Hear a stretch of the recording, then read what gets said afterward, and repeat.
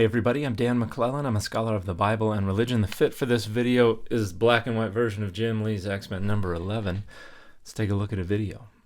I decided to let the Lord speak to me as I read through the Bible. I started to get really disturbed by some of the things that I was noticing. So Bob here is having trouble with some of the crazier verses in the Old Testament, and even more so reconciling how a good and just God could be involved with such crazy things. So I'm going to make a video here responding to the verses that he has. All right, let's see it. 1 Samuel 15:3. Here we see God commanding the Israelites to destroy Amalek. Now, it's important to remember when we see God killing people in the Old Testament, there's usually a reason behind it. So this is pretty standard apologetic fare for genocide, and it is utterly pathetic. It is an attempt to make it okay for Israel to go kill every last man, woman, child, suckling infant, and fetus in the womb. And the reasons are fabricated. None of this is in the text at all. At most, the Amalekites in 1 Samuel 14:48 are represented as plunderers. Israel is far worse, but we actually have an explicit reason given in 1 Samuel 15:2 for why Israel is to go engage in harem, or ritual, slaughter, sacrifice, genocide. And what's that reason? God remembers that centuries before their ancestors fought against Israel when they were coming up out of Egypt. That's why they tell the Kenites, hey, get out of here. We're not after you, because they were kind to Israel when Israel was coming up out of Egypt. These are people who had absolutely nothing whatsoever to do with what they claim their ancestors did centuries before. But even the story of the genocide of the Amalekites is just propaganda. It's a way to set up Saul so that he can be represented as not obeying Adonai in all things, so that he can be dismissed, the kingdom can be taken from him and given to David, who, by the way, later on goes and kills all living things among the Amalekites, not because God told him to, not because they were being violent, but because he didn't want to leave any survivors or witnesses who could go report that he was betraying the Philistines. So there's no excuse for this genocide, and this attempt to excuse it is absolutely pathetic. Numbers 5:11 through 21 talks about how if you suspect your woman of adultery, you should use this recipe to induce abortion. We have to remember this was a time when women were brutally killed, even if they were suspected of cheating on their husband. So God creates this ritual to essentially save the lives of not only innocent women, but also women that were guilty for cheating on their husbands. Also, the word miscarry is only found in the NIV translation, not anywhere else, and it's refuted by many scholars that this ritual had anything to do with an abortion or a baby. So this is the Sotah, the Ordeal of Bitter Waters, and I would have two things to say in response. The first is that I actually agree with this creator that I don't think a fetus or pregnancy is in view here. I think the favorable outcome of the Sotah is that the woman is blessed with fertility. That's why it says she will conceive. There's not a pregnancy in view when she goes through the ordeal. The unfavorable outcome, I would argue, is that she will be cursed with infertility. The imagery that is used to describe the curse is associated in broader ancient Southwest Asian literature with infertility. The other thing to say is that there are absolutely no data whatsoever that suggests this is a protective ritual, that this has anything to do with preventing men from just indiscriminately killing women they suspect of adultery. That is just making up a reason that this ritual is okay. But it's not. It robs women of their agency. It allows men to impose their will upon them because of their own insecurities and their own suspicions.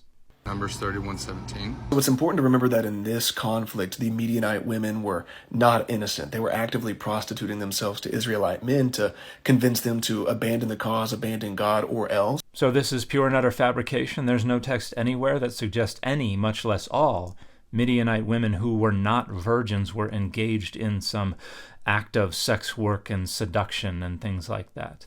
The only thing we have is Numbers 25, where an Israelite man brings a Midianite woman into his family, marries her. So it's intermarriage with the Midianites that is represented as the issue. And then Phinehas kills them both, a ritual sacrifice that purges the camp of the sin. And so this is just making excuses for what really is going on with killing all of the men and all of the women who were not virgins and keeping alive the women who were virgins. That's about sex slavery, and that's pretty explicit in the text, but that's unacceptable for apologists. Hosea 13:16. Hosea is a prophetic book, meaning it's not totally literal, rather it's predicting the future. And the actual verse says, their infants shall be dashed to pieces. So it's not God saying that he's going to do something to people. Rather, there is someone prophesying that there will be a horrible conflict between two groups of people. Nope, this is flatly misreading this verse, which begins by saying Samaria will bear her guilt for rebelling against God. And the fact that this is God's punishment is reflected also in verse 14, where we have these rhetorical questions where the answer is no, God will not restrain Sheol and death. And the verse ends by saying God will not be compassionate. Psalm 137:9. Psalms is a poetic book, meaning it's just songs and poems. And the regular human, not God, the regular human singing here, they're saying, I've seen the horrible things that have happened to the little ones of Jerusalem. And they're just basically saying, like, I hope that Babylonians get what's coming to them. That's it. So the argument is that this passage is not inspired by God. I'm going to need a list of all the passages in the Bible that are not inspired by God.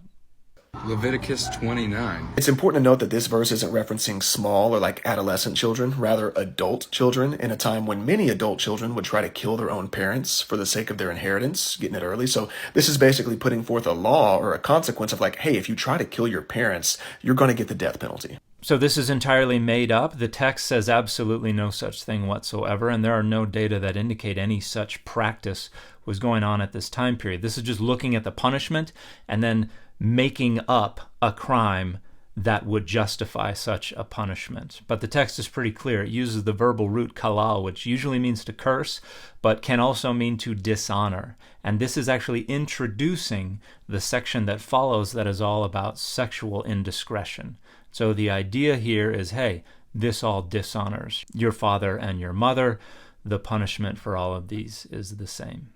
In Judges 11:30 through 40, Jephthah killed his young daughter because the Lord commanded it. God didn't command Jephthah to do anything. You read the verse, God doesn't co-sign on the vow, God doesn't enforce it at any point. Many scholars agree that Jephthah was just acting on his own accord, and it's kind of stupid that he did that. He shouldn't have done it.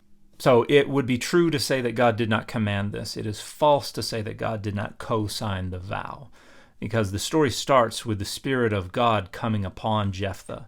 And Jephthah makes this vow, if you deliver the Ammonites into my hands, I will offer as a burnt offering the first thing that comes out of my door. The text explicitly says that God delivered the Ammonites into Jephthah's hands, and he ultimately has to sacrifice his daughter, who says, hey, you made a vow to Adonai, you have to fulfill that vow. He does. He continues to have military success. There is not a single syllable of indication that anyone disapproved of this, not God, not anyone else. Jephthah continued to have the success that he asked for in exchange for sacrificing his daughter as a burnt offering. Do you remember how God hardened Pharaoh's heart?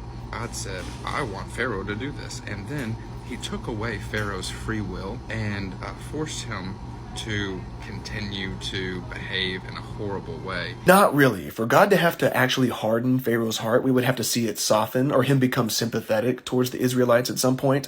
And we know that that didn't happen because of the thousands of Israelite babies the Pharaoh killed by throwing them into the Nile, and the thousands upon thousands of Israelites that Pharaoh enslaved. So his heart was pretty hardened towards the Israelites from the jump. So two problems here. The first is that the Pharaoh that Moses was dealing with was not the Pharaoh who had all the Hebrew children killed. That Pharaoh died at the end of Exodus chapter 2. Second problem is the text of Exodus explicitly and repeatedly says that God hardened Pharaoh's heart so that he wouldn't listen to them, heed their words, have compassion on them. So yes, the text is quite explicit. It is God who kept Pharaoh from listening to the voice of Moses and his people. 2 Kings 2:23 through 24. Most scholars agree that because there were 42 young men approaching Elijah, that he was actually in very serious danger, and God used the bears to maul, but the Hebrew word translated indicates less than serious injuries. So this is false on two grounds. To begin, it does not identify them as men. It identifies them as na'arim ketanim, which means little children. It absolutely refers to little children and not to men. Second problem is that it does not refer to less than serious injuries. The verbal root there is baka, which means to cleave or to split. And so it says that they tore them to pieces.